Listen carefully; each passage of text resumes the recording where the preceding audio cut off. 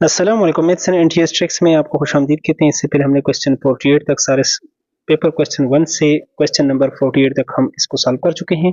तो यहाँ से हम आगे 49 से स्टार्ट कर लेते हैं। What is the factorisation of the quadratic equation 5x² plus 11x plus 2 is equal to. तो चलो हम इसको यहाँ पर सॉल्व कर लेते हैं डिटेल के साथ।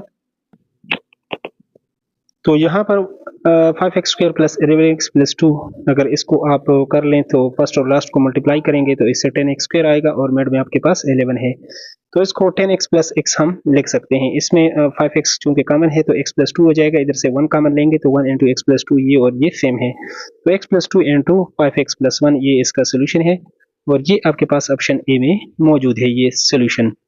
अगला क्वेश्चन है हमारे पास, नेक्स्ट क्वेश्चन हमारे पास है क्वेश्चन नंबर 50 है।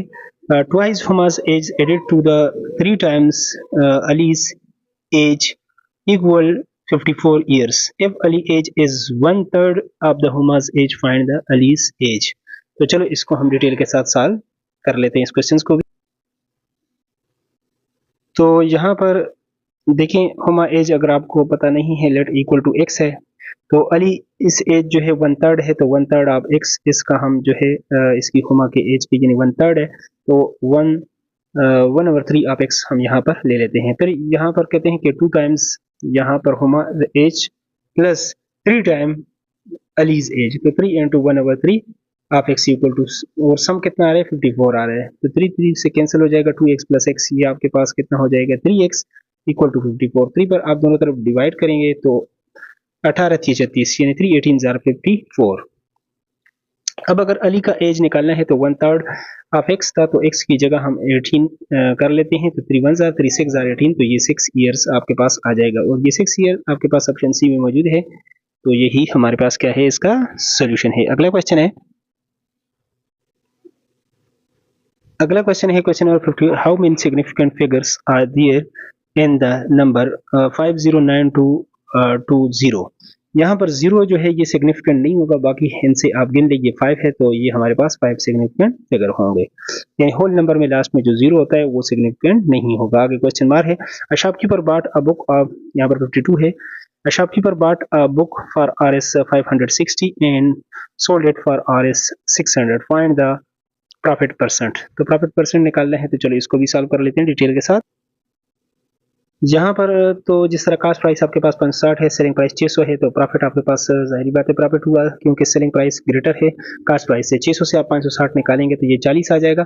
40 आपके पास प्रॉफिट है, लेकिन प्रॉफिट परसेंट का फार्मूला होता है profit divide by cost price multiply by 100, तो यहाँ पर 40 डिवाइडेड बाय 560, ये 0 इसके साथ कैंसिल करें, 4 4 और 14 चौके 56, तो इसको अब 100 को 14 पर आप डिवाइड करेंगे तो ये आपके पास 50/7 यानी 50 डिवाइडेड बाई 7, और इसको 7 7 49, तो ये 7.14% आ जाएगा। ये ऑप्शन सी में ये आंसर आपके पास मौजूद है, यही हमारे पास क्या है इसका करेक्ट सोल्यूशन है। अगला क्वेश्चन है dice is rolled, what is the probability of rolling events of odd number.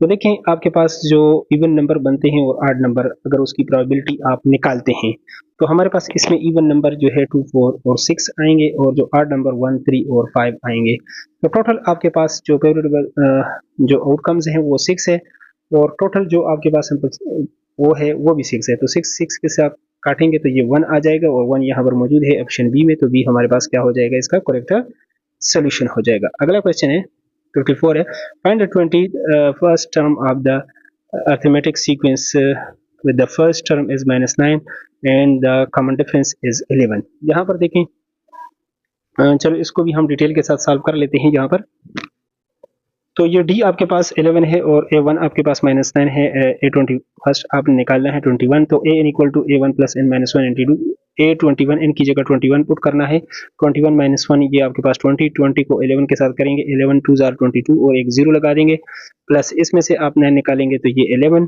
यानी 211 आ जाएगा और ये आपके पास ऑप्शन डी में मौजूद है, तो यही हमारे पास क्या है इसका करेक्ट सोल्यूशन है। अगला है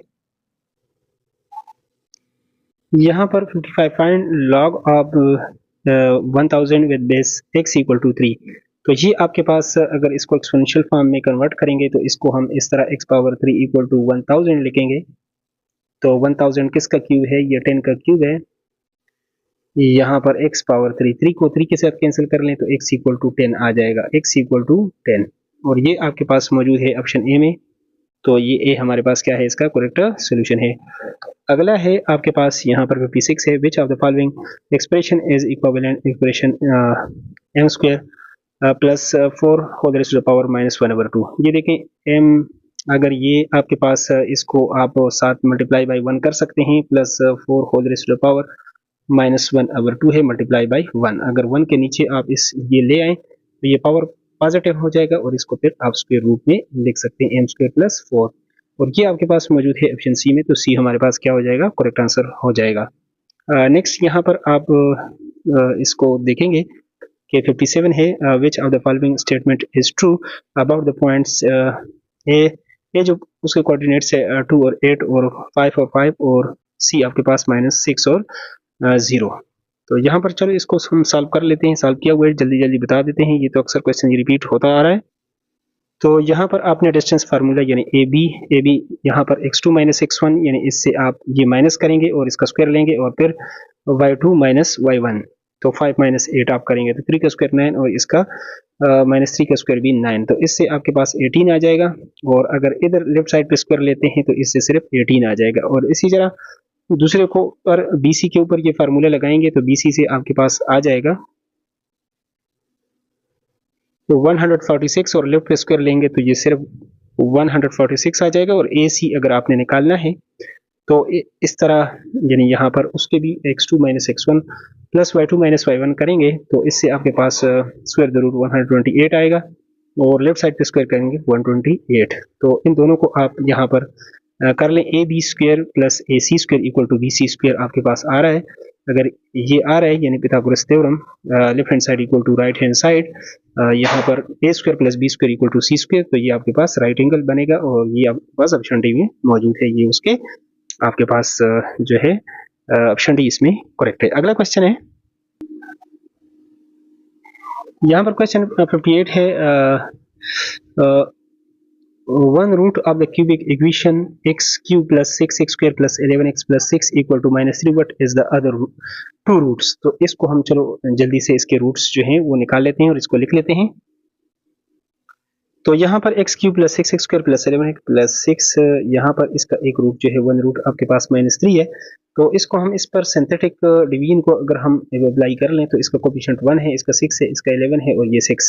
तो यहाँ पर -3 इसका रूट है तो लिहाजा -3, और इसके पहले के नीचे हम 0 करते हैं तो 3 को इसके साथ मल्टीप्लाई करेंगे तो ये -3 आ जाएगा। तो 6 से 3 निकालेंगे तो ये 3 आ जाएगा, 3 3 * 9, तो इसके नीचे लिखेंगे तो इससे 2 आ जाएगा, और 3 2 * 6 -6, तो ये इस तरह रिमाइंडर 0। तो यही इसकी चेकिंग होता है। फिर इसको रिड्यूस करना है, इसका पावर अब 3 था तो अब 2 लिखना है, तो लेकिन साथ इसके कोफिशिएंट कहाँ से लिखने हैं, तो यही इसके कोफिशिएंट आएंगे, ये 1x² + 3x², यहाँ पर हम x² क्योंकि एक पावर उससे कम करेंगे, पहले क्यूब था तो अब x² कर दिया, plus 3x² + 2x + 2 sorry x नहीं आएगा क्योंकि लास्ट जो टर्म आएगा ये कांस्टेंट है, यहाँ पर हमने इसको लिख दिया। अब इसकी फैक्टराइजेशन कर लें, फर्स्ट और लास्ट को मल्टीप्लाई करेंगे तो 2x आएगा, और मिड में आपके पास 3x है, तो 2x + x आप इसको लिख सकते हैं। तो इन दोनों में कॉमन लेंगे तो x + 2 हो जाएगा, यहाँ पर से 1 कॉमन लेंगे तो x + 2, ये इसकी चेकिंग है, ये सेम है। यहाँ पर x + 1 आ जाएगा, बाहर वालों को 8 कर दिया, इसमें से 1 ले लिए, x + 1 into x + 2, तो x + 1 = 0, x + 2 = 0, तो x = ये -1 हो जाएगा, और ये आपके पास -2। तो ये आपके पास दो रूट है, x = -1 और -2, ये आपके पास ऑप्शन सी में मौजूद है। तो सी हमारे पास क्या है, इसका करेक्ट सोल्यूशन है। अगले क्वेश्चन की तरफ चलते हैं। यहाँ पर cos x - cos x and sin square x equal to cosecant square cos square x sin x, और यहाँ पर cosecant x किसके इक्वल आएगा, तो चलो हम इसको भी डिटेल के साथ सॉल्व कर लेते हैं। तो यहाँ पर 59 में आप देख सकते हैं कि इन दोनों में से cos x कॉमन है, तो cos x कॉमन लेंगे 1 - sin square x, और आपको जैसा कि जानते हैं sin square theta + cos square theta = 1, cos square theta यहाँ से इक्वल साइन को दूसरी तरफ लेकर जाएंगे 1 - sin square theta, तो 1 - sin square theta किसके इक्वल है, cos square theta, तो cos square theta into cos multiply करेंगे, एक पावर इसका है 2 इसका, तो क्यूब हो जाएगा, cos क्यूब x, यानी ये आपके पास cos क्यूब थीटा ये आ जाएगा, और ये आपके पास ऑप्शन ए में मौजूद है, या x या थीटा। तो ये ऑप्शन ए हमारे पास क्या है, करेक्ट आंसर है। अगले क्वेश्चन की तरफ चलते हैं, मैथमेटिक्स का लास्ट क्वेश्चन है। तो यहाँ पर क्वेश्चन नंबर 60 है। यहाँ पर A card is 8 centimeter long. The radius of the circle is 15 centimeter, and the distance of the midpoint of the circle to the center of the circle. यहाँ पर जैसा कि आप जानते हैं कि एक सर्कल आपके पास इस तरह से होता है, ये इसका कार्ड है, और यहाँ पर ये मिड चूंकि ये अगर ये इसका सेंटर है, तो यहाँ से अगर परपेंडिकुलर ड्रा करेंगे तो ये बिल्कुल इसका मिड पॉइंट आ जाएगा। तो अब ये तो 8 है टोटल, तो ये मतलब 4 इधर है 4 इधर है, ये जो डिस्टेंस है ये आपने निकालना है, और इसकी वैल्यू है 15, ये आपको गिवन है। तो चलो हम इसको जल्दी से निकाल लेते हैं।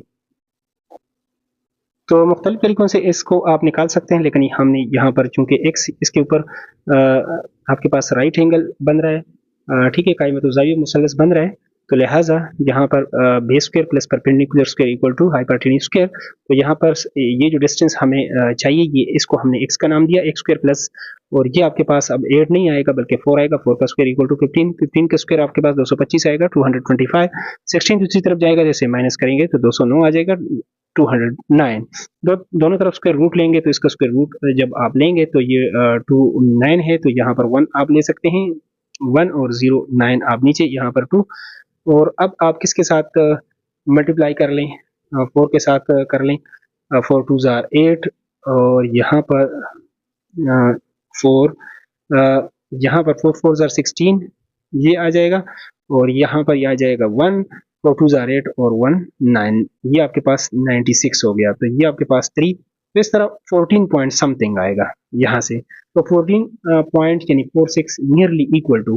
अब नियरली इक्वल टू हम 15 कर लेते हैं, ठीक है, क्योंकि इधर अगर इस नंबर को बढ़ाते फिर उधर बढ़ाते, लेकिन 15 का चूंकि ऑप्शन नहीं है, 12 है, 13 है, 14 है और फिर 16 है आपके पास ये नीचे, तो लिहाजा जो आपके पास अप्रॉक्सीमेटली जो ज़्यादा करीबी आंसर है वो आपका 14 है, ठीक है, ये इसका करेक्ट सोल्यूशन हमारे पास यहाँ पर बनता है।